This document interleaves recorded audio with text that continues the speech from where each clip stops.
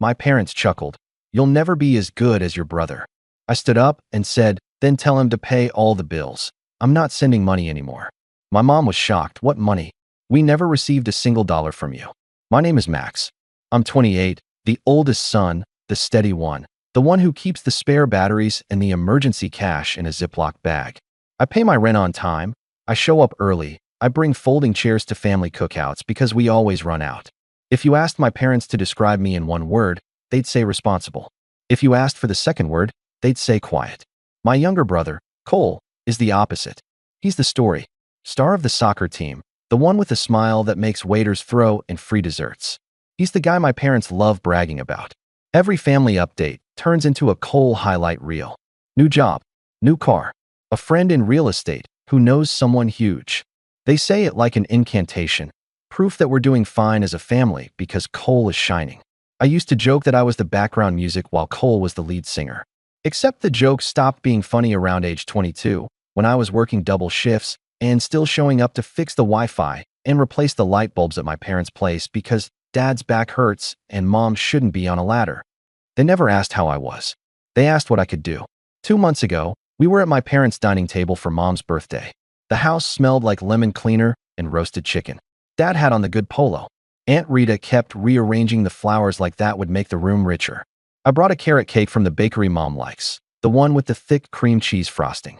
Cole strolled in late with no dessert, no card, just a grin and a story about almost meeting someone from a startup. Everyone laughed like he'd just won a prize.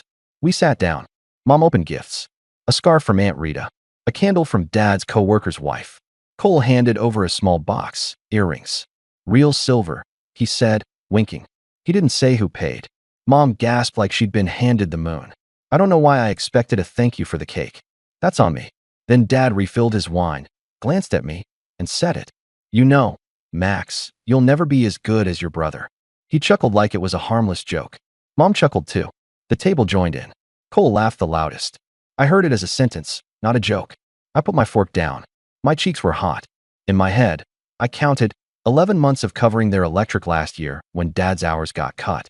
31 gas fill-ups after Mom's car just needed a little help. 22 transfers labeled groceries because the fridge was empty and your brother is between paychecks. I counted like breaths. Wow, Aunt Rita said, watching me. Don't be sensitive, honey. I wasn't crying. I was stoned. In that quiet, Mom added lightly. We just want you to be more ambitious, that's all.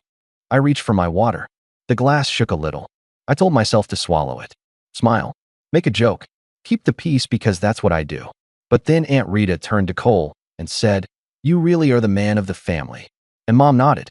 A small laugh came from Dad's side. He's the one we can rely on. I don't know why that was the thing that pierced me, but it was. The word rely landed hard. It hit the part of me that keeps spreadsheets of due dates and bank transfers and receipts, the part that memorizes account numbers and Wi-Fi passwords, and the exact model of the fridge filter. I didn't say a word. I helped clear the plates, boxed the leftovers, wiped the counter. When I grabbed my jacket, Mom hugged me without looking at my face and whispered, try not to be jealous of your brother. On my way out, Cole clapped my shoulder. Don't take it personal, man. Outside, the porch light flickered. I stood under it, keys in hand, listening to them laugh through the window. I thought of the Zelle notification from that morning. $2.20 to Mom, groceries. I'd sent it without thinking, like I always did. My phone buzzed. A text from Mom. We love you. Bring paper towels next time, we're out. No heart emoji. No thank you. Just a list. I drove home in silence. I put the carrot cake box in my fridge, even though it was half empty. I sat on the couch and stared at the receipts folder in my email that I'd been building for years like a weird hobby. Little green check marks. $80. $115. $400. $900. It all blurred. The next morning, Dad called and left a voicemail I didn't answer. Hey, kiddo. Don't be dramatic. Family jokes. I played it twice. Then I opened my banking app and scrolled. And scrolled. And scrolled. That night, I realized the joke was on me. And in the middle of that realization, while I was checking the date of a transfer labeled utilities, my screen lit up with a group chat notification. Family dinner Sunday, 6 p.m. Don't forget, Mom wrote. I stared at the words for a long time and felt something in me tilt. The money started when I was 21 and thought helping out was what good sons did. Dad called one January after a snowstorm. Power bill's a little high this month. Can you spot us $120? I'll pay you back Friday. He didn't pay me back Friday. He didn't pay me back ever. But he did ask again in February. We're short on gas money. Just until payday. Then March. Groceries. Your mom's trying to stretch it. I was working at a tech support desk, making $17.50 an hour. I lived in a studio with a wobbly table and a couch I found on Facebook Marketplace. I didn't have a lot, but I could spare $50 here, $75 there. It felt good to be useful. I told myself I was building trust. By 24, it wasn't spot us. It was a routine. Every first of the month, $300 labeled utilities. Every third Sunday, $80 gas. Random Wednesdays, $40 to $100 groceries.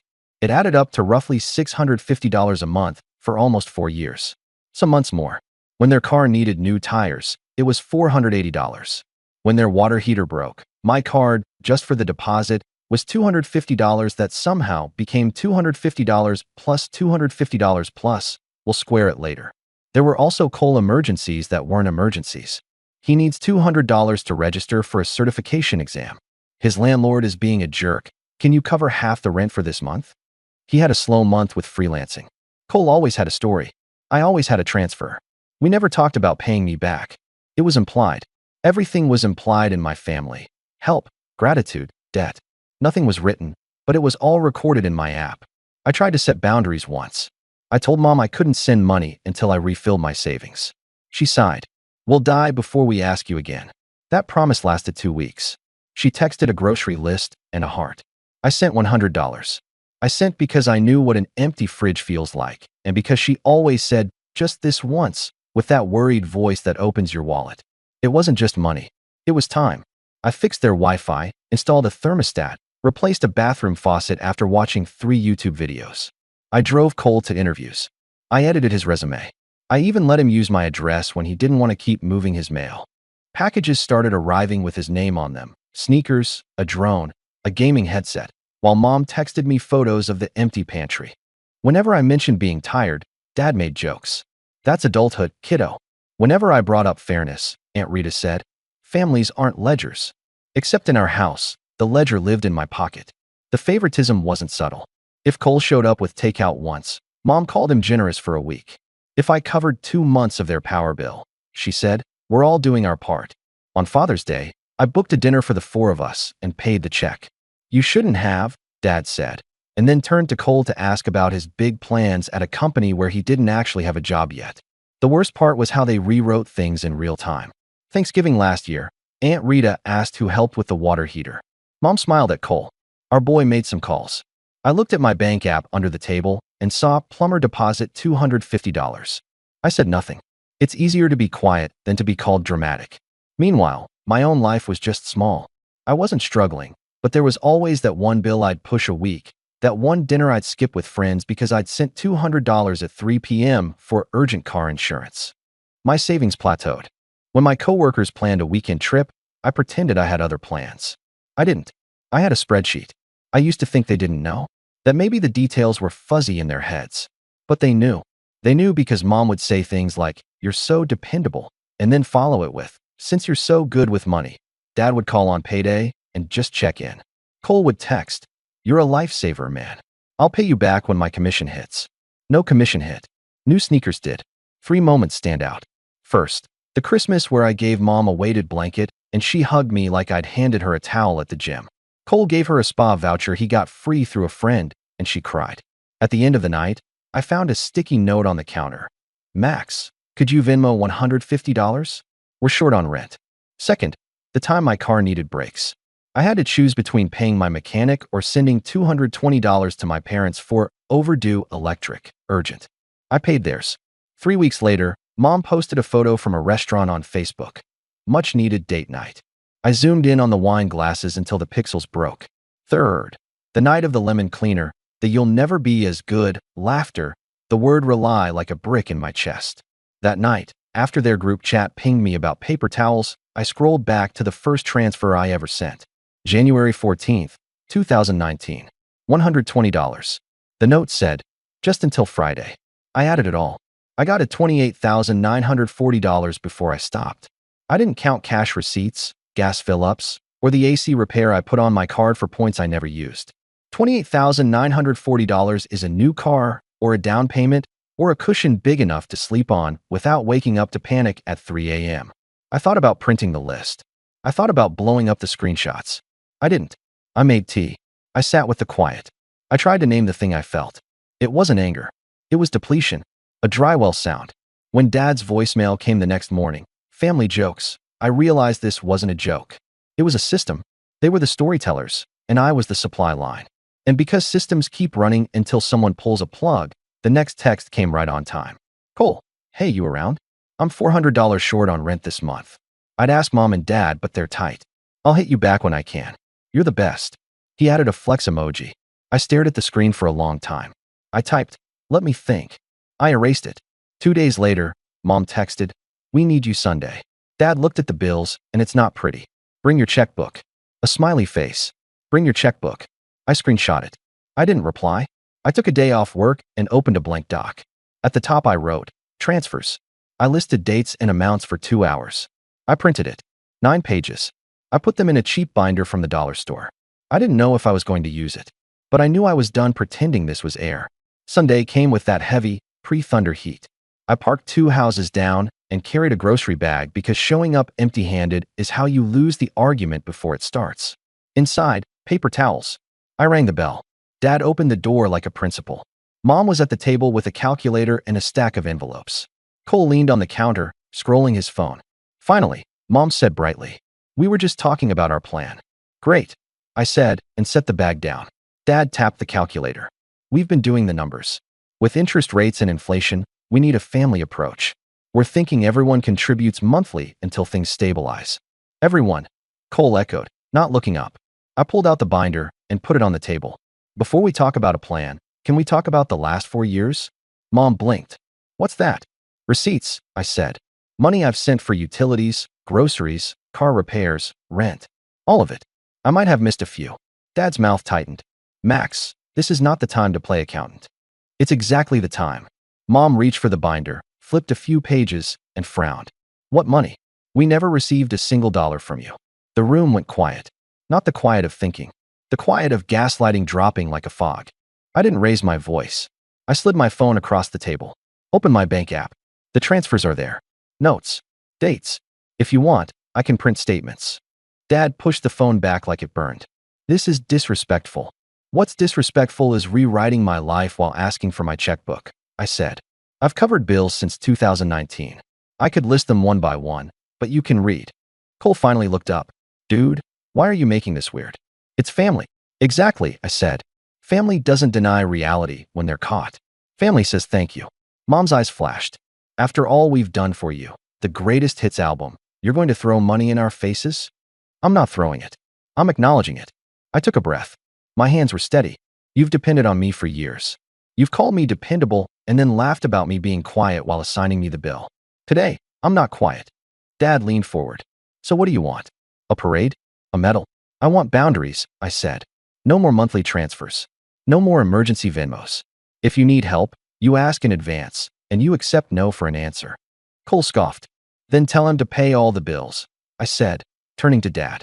If I'm never as good as my brother, let the golden child be the safety net. Mom stood. How dare you pit brothers against each other? I'm not, I said calmly. You did that a long time ago. The air felt heavy. My heartbeat didn't. It felt slow and even, like a metronome. I thought I would shake. I didn't. This isn't about revenge, I added, voice low. This is about closure. Dad's jaw worked. So you're cutting us off. I'm ending a system that's been bleeding me dry, I said. I'm not your bank. I'm your son. Mom stared at the binder like it might bite. We never asked you to, you exaggerated. Those were gifts, you love us. I do, I said. And loving you cannot mean bankrupting myself, financially or emotionally. Cole laughed once sharp. Whatever, man. I picked up the binder, slid the paper towels across the counter, and headed for the door. Max, Mom called. Don't walk away. You can't just.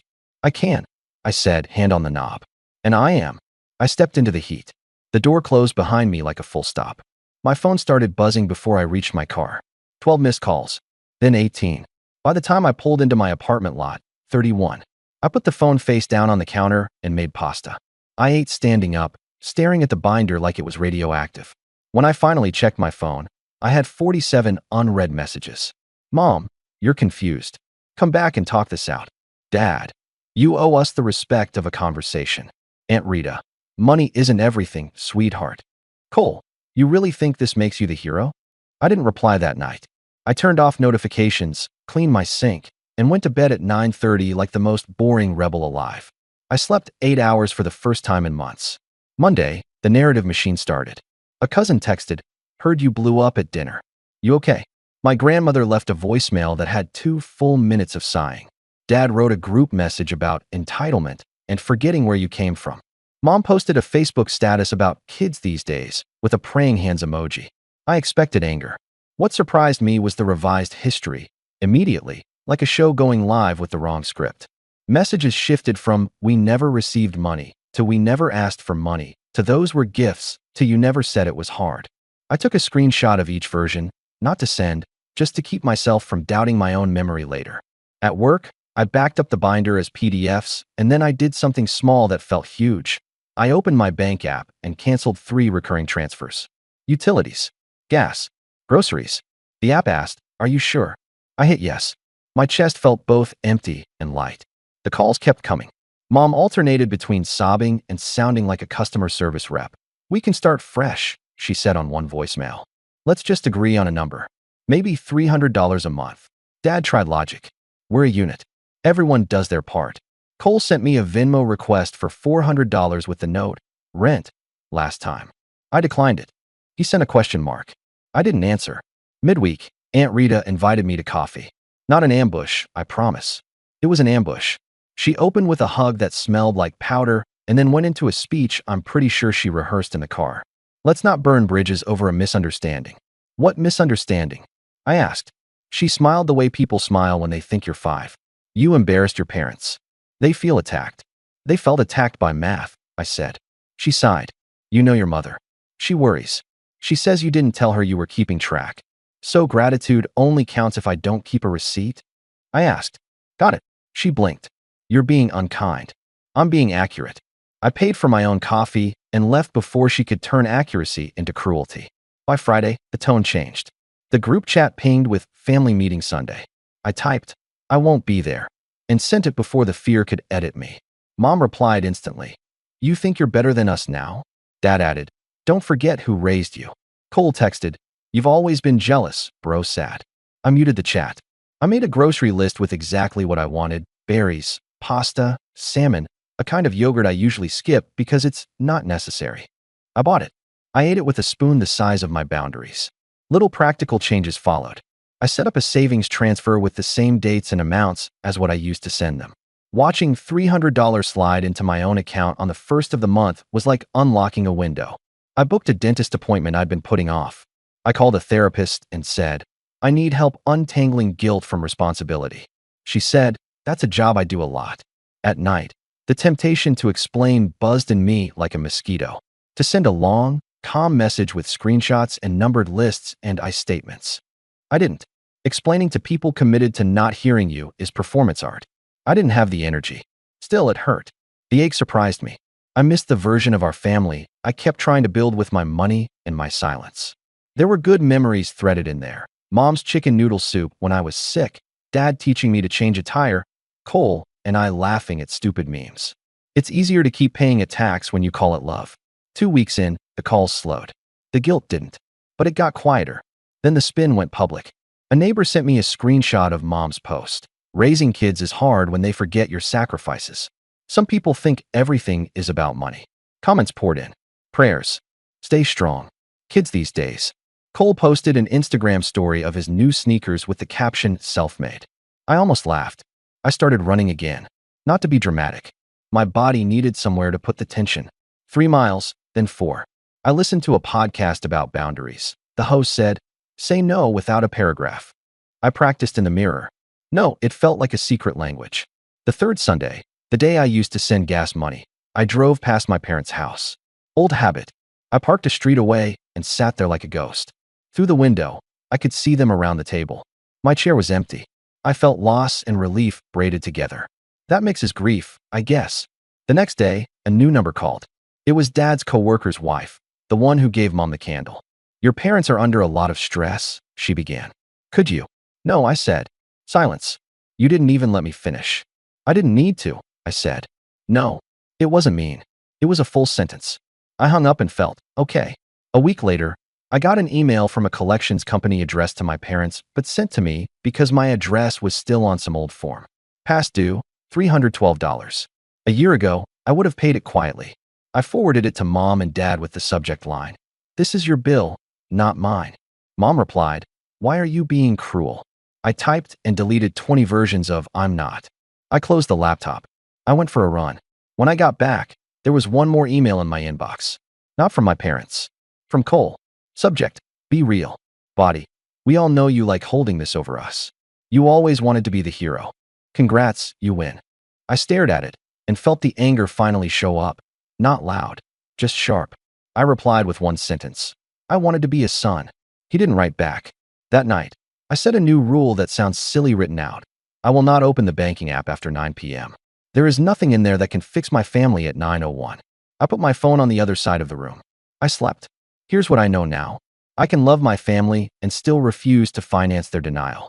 I can be dependable without being a doormat.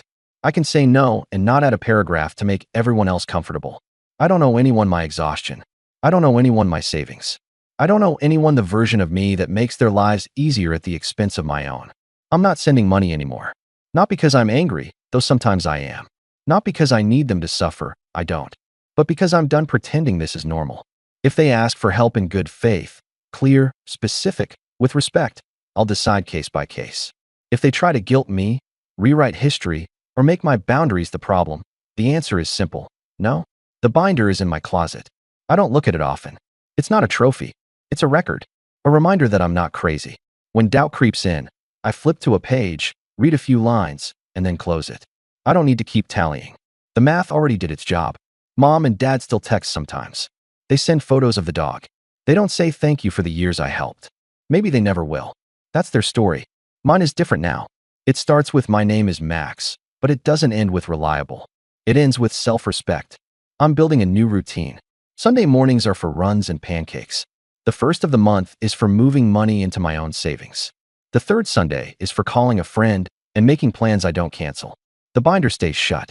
If I had to put it in one line, the line I wish someone had given me at 21, it'd be this. This isn't about revenge. This is about closure. And here's my final promise to myself, simple and solid. I won't let anyone turn my love into a bill again.